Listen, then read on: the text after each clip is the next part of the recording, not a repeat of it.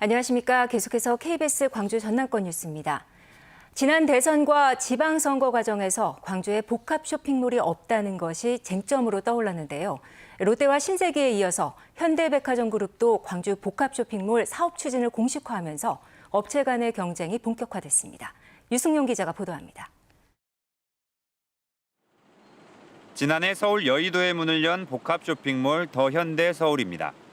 독특한 디자인과 여유 있는 공간, 다양한 매장에 문화예술을 가미한 말 그대로 문화복합몰을 표방하고 있습니다. 현대백화점그룹은 이를 한층 더 발전시킨 복합 쇼핑몰인 가칭 더 현대 광주를 옛 일신방직과 전방터에 추진하겠다고 밝혔습니다.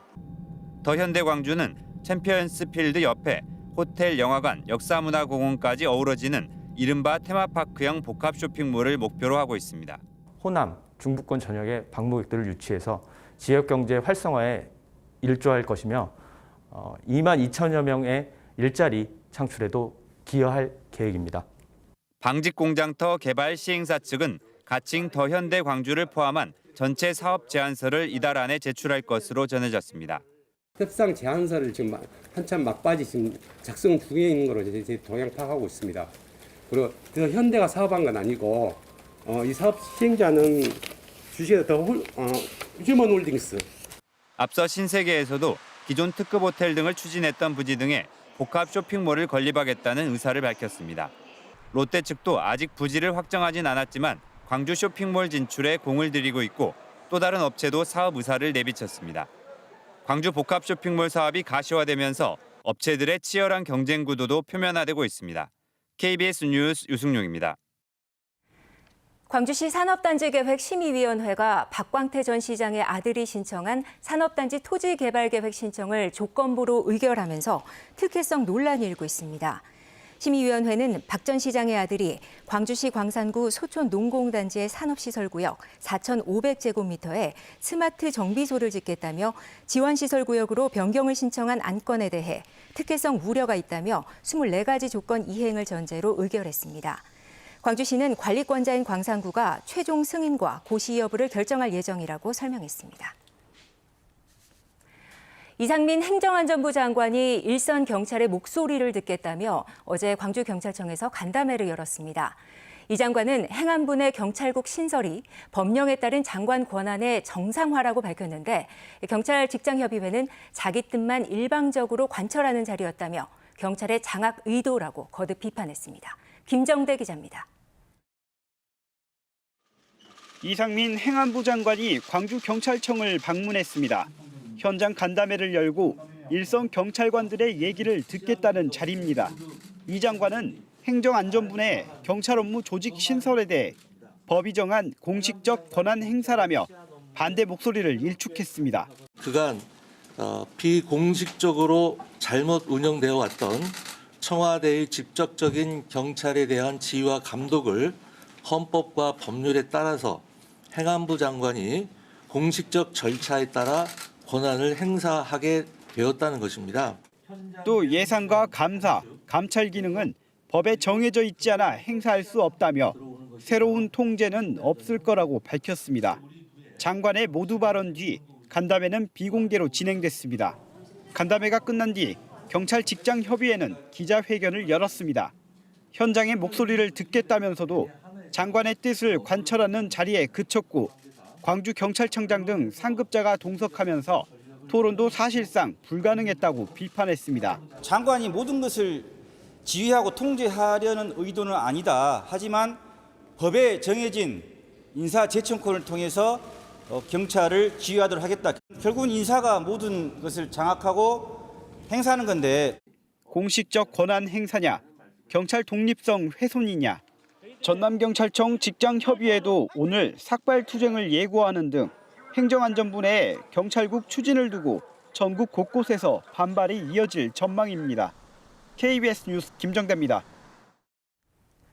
해남 고구마와 여수, 옥수수 등 농산물의 생산지 이름을 붙인 지리적 표시제 모두 한 번쯤 들어보셨을 텐데요.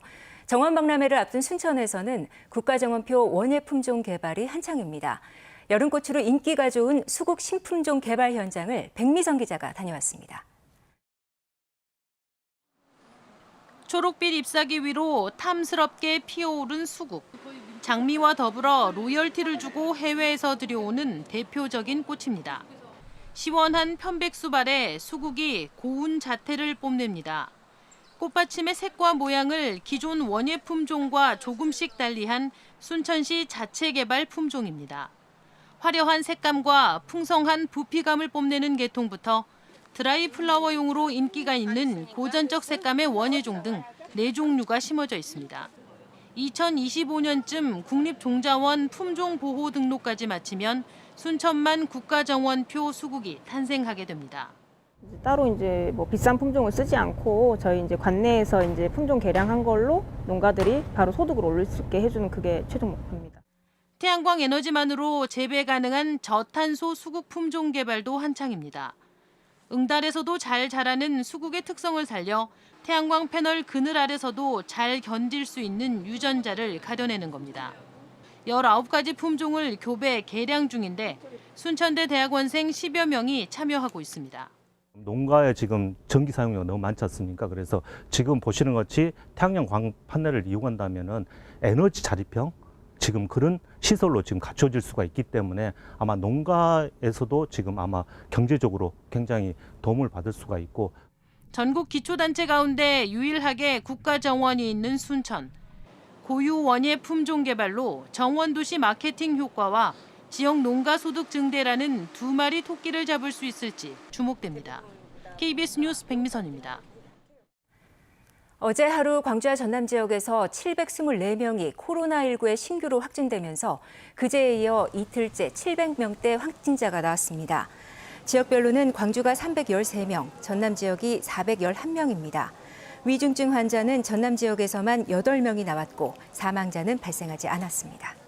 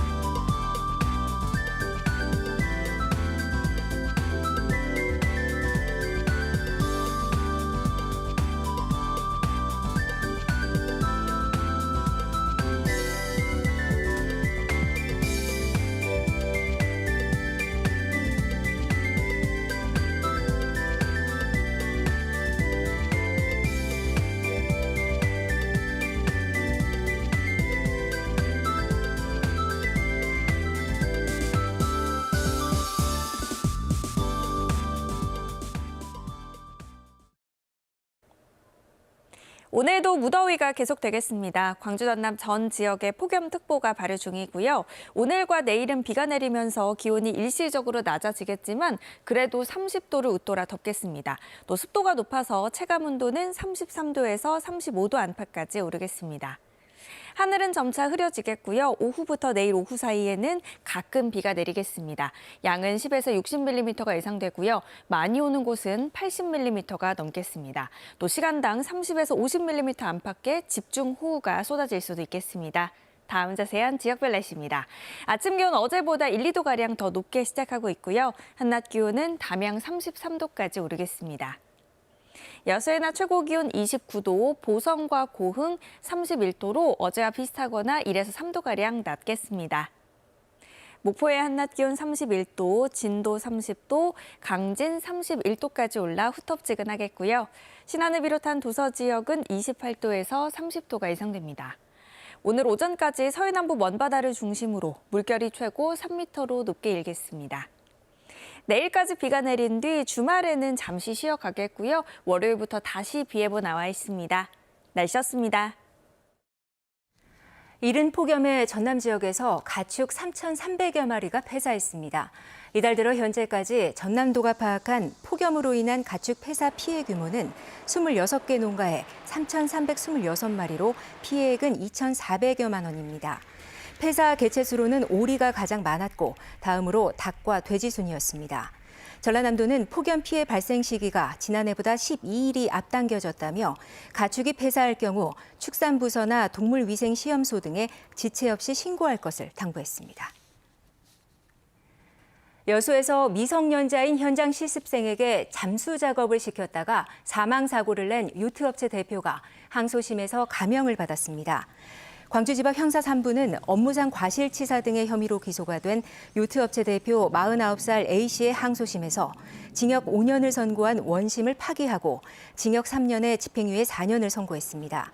재판부는 A씨가 별다른 교육이나 안전 조치 없이 미성년자에게 위험한 잠수 작업을 시켜서 그 책임이 매우 무겁지만 피해자 유족들과 합의를 하고 또 피해 보상을 위해 노력한 점 등을 고려했다고 밝혔습니다. A씨는 지난해 10월 여수의 한 요트장에서 현장 실습을 나온 고등학생에게 잠수를 시켜 사망 사고를 낸 혐의로 기소됐습니다. 앞으로 어린이 보호구역 내 모든 횡단보도에서는 보행자 유무와 관계없이 차량의 잠시 멈춤이 의무화됩니다. 광주경찰청은 이 같은 내용을 담은 도로교통법 개정안이 오는 12일부터 시행이 된다고 밝혔습니다. 개정안에는 어린이 보호구역 외에도 보행자가 횡단보도를 건너거나 통행을 하려고 할 때 차량의 일시정지를 의무화한 내용이 포함됐습니다. 광주 동부교육지원청과 제주시 교육지원청이 5.18 민주화 운동과 4.3 평화 인권교육 활성화를 위한 업무 협약을 체결했습니다. 이번 협약에 따라 광주와 제주 지역의 일부 학교는 학급 단위나 동아리 차원에서 결연을 맺고 교류 학습을 할 예정입니다. 또 양시도교육청은 5.18 민주화 운동 교육과 제주 4.3 평화 인권교육 등을 위해 행정과 재정적 지원을 뒷받침하기로 했습니다. 신재생에너지 전시회인 스위트 2022가 광주 김대중 컨벤션 센터에서 개막했습니다. 이번 전시회에는 한전 등 신재생에너지 기업 250곳이 참여해 각종 신기술을 알리고 다양한 제품도 전시할 예정입니다. 개막식에 앞서 광주시는 배터리 산업 기반을 육성하기로 위한 협약을 맺었습니다. KBS 뉴스를 마칩니다. 고맙습니다.